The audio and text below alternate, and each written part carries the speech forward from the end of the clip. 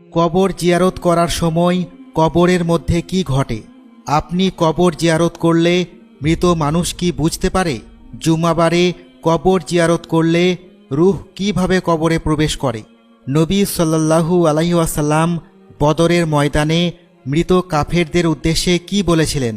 মৃত মানুষরা কি সেই কথা শুনতে পেয়েছিল? আজকের ভিডিওটি খুবই তথ্যপূর্ণ, তাই ভিডিওর শেষ পর্যন্ত আমাদের সাথেই থাকুন। সহিহ বুখারীতে একটি হাদিস বর্ণিত হয়েছে, একদিন আল্লাহ রাসূল সাল্লাল্লাহু আলাইহি ওয়াসাল্লাম এক মহিলার পাশ দিয়ে যাচ্ছিলেন। তিনি দেখতে পেলেন সেই মহিলা কবরের পাশে বসে উচ্চ স্বরে বিলাপ করে ক্রন্দন করছিল। নবী সাল্লাল্লাহু আলাইহি ওয়াসাল্লাম তাকে বললেন, তুমি আল্লাহকে ভয় করো এবং ধৈর্য ধারণ করো। মহিলাটি আল্লাহ রাসূল সাল্লাল্লাহু আলাইহি ওয়াসাল্লামকে বলল, আপনি আমার কাছ থেকে দূর হন, আপনি আমার কষ্ট কি বুঝবেন? আপনার